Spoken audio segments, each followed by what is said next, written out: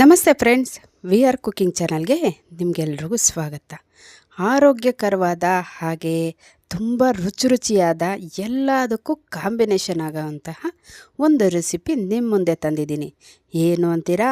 ಅದೇ ಕಣ್ರಿ, ಮೊಳಕೆ ಹಾಕಿರುವಂತಹ ಬಟಾಣಿ ಸಾಂಬಾರು. ಈ ಸಾಂಬಾರು ನೀವು ಒಂದು ಬಾರಿ ಮಾಡಿ ತಿಂದರೆ ಅಂತೂ ಮತ್ತೆ ಮತ್ತೆ ಮಾಡಿ ತಿಂತೀರಾ, ಅಷ್ಟೊಂದು ರುಚಿಯಾಗಿರುತ್ತೆ. ಬನ್ನಿ ಯಾವ ರೀತಿ ಮಾಡೋದು ಅಂತ ನೋಡೋಣ. ಇಂಥದಕ್ಕೆ ಅಂತಲ್ಲ ಕಣ್ರಿ, ಎಲ್ಲದಕ್ಕೂ ಕಾಂಬಿನೇಷನ್ ಆಗಿರುತ್ತೆ. ತಿಂಡಿಗೂ ಆಗಿರುತ್ತೆ ಕಾಂಬಿನೇಷನ್, ಮಧ್ಯಾಹ್ನ ಊಟಕ್ಕೂ ಆಗಿರುತ್ತೆ, ತುಂಬ ರುಚಿಯಾಗೂ ಇರುತ್ತೆ. ಈ ರೀತಿಯಾಗಿ ಮಾಡಿ ತಿಂದರೆ ಆರೋಗ್ಯ ಅಂತೂ ತುಂಬಾ ಒಳ್ಳೆಯದು. ಬನ್ನಿ ಯಾವ ರೀತಿ ಮಾಡೋದು ಅಂತ ನೋಡೋಣ. ನೋಡಿ, ನಾನು ಇಲ್ಲಿ 1/4 kg ಅಷ್ಟು ಬಟಾಣಿ, ಅಂದರೆ ನೆಂದಿರೋದು ಕ್ವಾಂಟಿಟಿ ಹೇಳ್ತಾ ಇದ್ದೀನಿ, ಒಣಗಿರೋದಲ್ಲ. ಈ ರೀತಿಯಾಗಿ ಮೊಳಕೆ ಕಟ್ಕೊಂಡಿದ್ದೆ. ಮೊಳಕೆ ಕಟ್ಕೋಬೇಕು ಅಂದರೆ ನೆನೆಸಿರೋ ಕಾಳನ್ನ ಕವರ್ನಲ್ಲಿ ಅಥವಾ ಪಾತ್ರೆನಲ್ಲಿ ಹಾಕಿ ಫ್ರಿಜ್ಜಲ್ಲಿಟ್ಟರು ಕೂಡ ಅದೇ ಮೊಳಕೆ ಬರುತ್ತೆ. ಪ್ರತ್ಯೇಕವಾಗಿ ನಾವು ಮೊಳಕೆ ಕಟ್ಟಬೇಕು ಅನ್ನೋದು ಏನೂ ಇಲ್ಲ ಕಣ್ರಿ, ಇದೊಂದು ಟಿಪ್ಸು ಅಂತ ತಿಳ್ಕೊಳ್ಳಿ.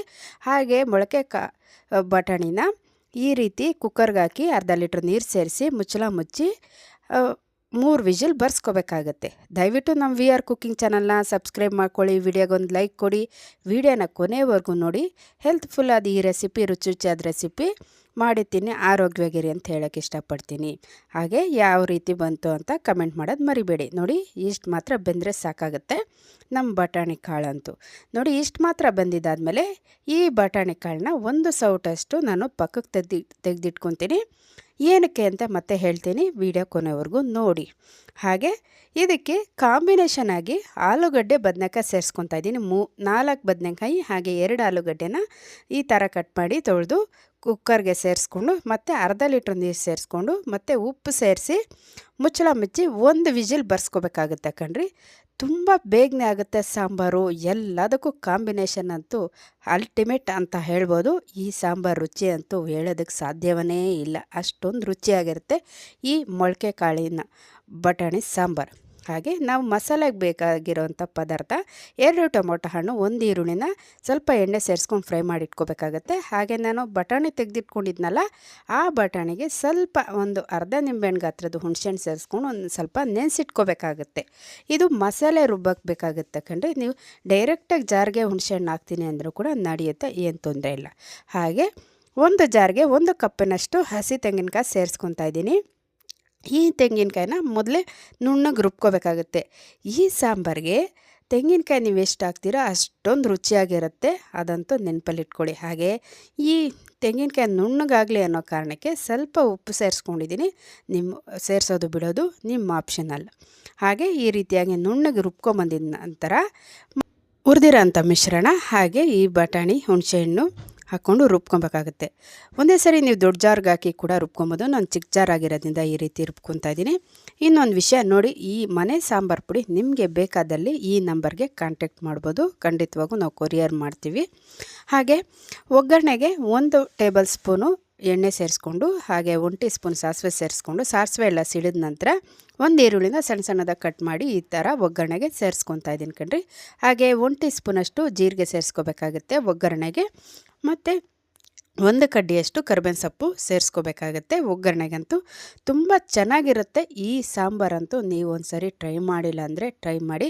ಹಾಗೆ ಈ ಆರೋಗ್ಯಕ್ಕಂತೂ ತುಂಬಾ ಒಳ್ಳೆಯದು. 1 ಚಿಟಿಕೆಯಷ್ಟು ಹಿಂಗೆ ಸೇರಿಸ್ಕೊಂಡು ಫ್ರೈ ಮಾಡ್ಕೊತಾ ಇದ್ದೀನಿ ಒಗ್ಗರಣೆಗಂತೂ ಇಲ್ಲಿ. ಹಾಗೆ ಮಸಾಲೆ ರುಬ್ಬಿಟ್ಕೊಂಡಿರ್ತೀರಲ್ಲ, ಆ ಮಸಾಲೆನ ಈ ಟೈಮಲ್ಲೂ ಸೇರಿಸ್ಕೊಂಡು ಹಾಗೆ ಜಾರ್ ತೊಳೆದು ಸ್ವಲ್ಪ ನೀರು ಸೇರಿಸ್ಕೊಂಡಿದ್ದೀನಿ. ನೋಡ್ಕೊಳ್ಳಿ, ನಿಮ್ಮ ಟೆಕ್ಸ್ಚರ್ ನೋಡಿಕೊಂಡು ನೀರು ಹದನ ನೋಡಿಕೊಂಡು ನೀರನ್ನ ಸೇರಿಸ್ಕೊಳ್ಳಿ. ಹಾಗೆ ಇದು ಸಾಂಬಾರು ಕಾದು ಸ್ವಲ್ಪ ಹೊತ್ತಾದಮೇಲೆ ಗಟ್ಟಿ ಆಗೋ ಚಾನ್ಸಸ್ ಇರುತ್ತೆ, ನೋಡಿಕೊಂಡು ನೀರು ಸೇರಿಸ್ಕೊಳ್ಳಿ. ಹಾಗೆ ಬೆಂದಿರೋಂಥ ಮಿಶ್ರಣನ, ಅಂದರೆ ಕಾಳು, ಬಟಾಣಿ, ತರಕಾರಿ, ಈ ಮಿಶ್ರಣನ ಮಸಾಲೆ ಹಾಕಿದ ನಂತರ ಈ ರೀತಿಯಾಗಿ ಹಾಕಿ ಅಗತ್ಯವಿರೋಷ್ಟು ನೀರು ಸೇರಿಸಿ, ಹಾಗೆ 1 ಕಡ್ಡಿಯಷ್ಟು ಕೊತ್ತಂಬರಿ ಸೊಪ್ಪನ್ನ ಈ ರೀತಿಯಾಗಿ ಸೇರಿಸಿ, 1 ಚಿಟಿಕೆಯಷ್ಟು ಅರಿಶಿನ ಪುಡಿ ಸೇರಿಸಿ ಒಂದು 10 ನಿಮಿಷ ಮೀಡಿಯಮ್ ಫ್ಲೇಮಲ್ಲಿ ಕುದಿಸ್ಕೋಬೇಕಾಗುತ್ತೆ. ಮತ್ತು ನನಗೆ ಸ್ವಲ್ಪ ಉಪ್ಪು ಕಮ್ಮಿ ಅನಿಸ್ತು, ಆ ರೀತಿಯಾಗಿ ಸ್ವಲ್ಪ ಉಪ್ಪು ಸೇರಿಸ್ಕೊಂಡು ಮಿಕ್ಸ್ ಮಾಡಿ 10 ನಿಮಿಷ ಮೀಡಿಯಮ್ ಫ್ಲೇಮಲ್ಲಿ ಕುದಿಸ್ಕೊಂಡ್ರೆ ಬೇಗನೆ ಸಿದ್ಧವಾಗುತ್ತೆ ಈ ಮೊಳಕೆ ಬಟಾಣಿ ಸಾಂಬಾರಂತೂ. ಚಪಾತಿಗೆ, ಪೂರಿಗೆ, ಬಿಸಿ ಅನ್ನಕ್ಕೆ, ಮುದ್ದೆಗೆ, ಹಾಗೆ ರೊಟ್ಟಿಗೆ ಅಷ್ಟೇ ಯಾಕ್ರಿ, ಇಡ್ಲಿ ದೋಸೆಗೆ ಸಹಿತ ಸಖತ್ತಾಗಿರುತ್ತೆ ಕಾಂಬಿನೇಷನ್ ಅಂತೂ. ಈ ಸಾಂಬಾರು ಒಂದಿದ್ದರೆ ಬೆಳಗ್ಗೆ ತಿಂಡಿನೂ ಮುಗಿಯುತ್ತೆ, ಮಧ್ಯಾಹ್ನ ಊಟನೂ ಮುಗಿಯುತ್ತೆ ಕಣ್ರಿ. ಅಷ್ಟೊಂದು ಸೂಪರಾಗಿರುತ್ತೆ, ಆರೋಗ್ಯಕ್ಕೆ ಕೂಡ ತುಂಬಾ ಒಳ್ಳೆಯದು. ಹಾಗೆ ನೋಡ್ತಾ ಇದ್ದೀರಲ್ಲ ಎಷ್ಟು ಚೆನ್ನಾಗಿ ಬಂದಿದೆ ಸಾಂಬಾರು. ಅಷ್ಟೇ ಅಲ್ಲ ಕಣ್ರಿ, ತಿನ್ನೋದಕ್ಕೂ ಸಹ ಸೂಪರಾಗಿರುತ್ತೆ. ಒಂದು ಸರಿ ನೀವಂತೂ ಟ್ರೈ ಮಾಡಿ ನೋಡಿ. ಹೇಳಿದ್ನಲ್ಲ ನಾನು, ಬಟಾಣಿ ಕಾಳು ರಾತ್ರಿ ಇಡೀ ನೆನೆಸಿಟ್ಕೊಂಡು ಒಂದು ಕವರ್ನಲ್ಲಿ ಹಾಕಿ ಫ್ರಿಜ್ಜಲ್ಲಿಟ್ಟು 2 ದಿವಸದ ನಂತರ ನೋಡಿದ್ರೆ ಮೊಳಕೆ ಬಂದಿರುತ್ತೆ ಕಣ್ರಿ. ಮೊಳಕೆ ಬರ್ಸೋಕ್ಕೆ ಏನು ತೊಂದರೆ ಇಲ್ಲ. ನಮ್ಮ ಚಾನಲಲ್ಲಿ ಸಾಂಬಾರು ರೆಸಿಪಿ ತುಂಬ ಇದೆ, ನೋಡಿಲ್ಲ ಅಂದರೆ ನೋಡಿ. ಇನ್ನಷ್ಟು ಈಸಿ ರೆಸಿಪಿಯೊಂದಿಗೆ ನಿಮ್ಮೊಂದಿಗೆ ಇರ್ತೀನಿ. ಅಲ್ಲಿವರೆಗೂ ವೀಕ್ಷಿಸಿದವರೆಲ್ಲರಿಗೂ ಧನ್ಯವಾದಗಳು. Thank you for watching.